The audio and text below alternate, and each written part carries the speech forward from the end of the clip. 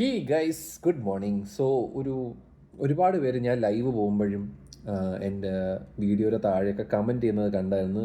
S24 Snapdragon version ഇറങ്ങി, അതെടുത്തോട്ടെ sale സമയത്ത്.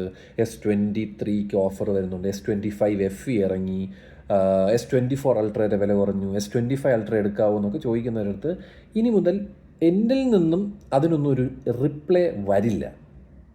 എന്ന് സാംസങ് ആൾക്കാർക്ക് മറ്റേ മറ്റേ ഡിസ്പ്ലേ ഈ ഗ്രീൻ ലൈൻ ഇഷ്യൂവിനൊരു പ്രോപ്പറായിട്ടുള്ള വിത്തൗട്ട് എനി അതായത് നിങ്ങൾക്ക് സോഫ്റ്റ്വെയർ അപ്ഡേറ്റ് വെച്ചാണ് ഈ ഒരു സാധനം വന്നെങ്കിൽ നമ്മൾ ഫ്രീ ആയിട്ട് ഡിസ്പ്ലേ മാറ്റി തരും എന്ന് പറയുന്നൊരു സാധനം വരുന്നവരെ ഞാനിനി സാംസങ്ങിൻ്റെ ഒരു സാധനവും ഈ ചാനലിൽ ഇടില്ല. അത് എൻ്റെ നിർബന്ധമാണ്. ഇനി വരാൻ പോകുന്ന ഫോണായിക്കോട്ടെ, ഇനി വന്ന ഫോണുകളായിക്കോട്ടെ, സാംസങ് ഡിവൈസിനെ പറ്റി എൻ്റെ അടുത്തൊന്നും ചോദിക്കരുത്. എനിക്കതാണ് പറയാനുള്ളത്. ബിക്കോസ് നമ്മൾ വിചാരിക്കും ഈ ഫോൺ ആദ്യം യൂസ് ചെയ്യുമ്പോൾ അടിപൊളിയാണെന്ന് ഫീൽ ചെയ്യും. അൺഫോർച്ചുനേറ്റ്ലി ഇപ്പോഴത്തെ അവസ്ഥ അതല്ല. വിത്ത് സോഫ്റ്റ്വെയർ അപ്ഡേറ്റ് ഒരുപാട് പ്രശ്നങ്ങൾ ഫോണിന് വരുന്നുണ്ട്.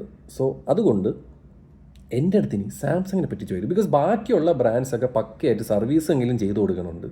ഇവന്മാർ സർവീസ് വളരെ മോശമാണെന്നാണ് ഒരുപാട് പേര് പറയുന്നത്.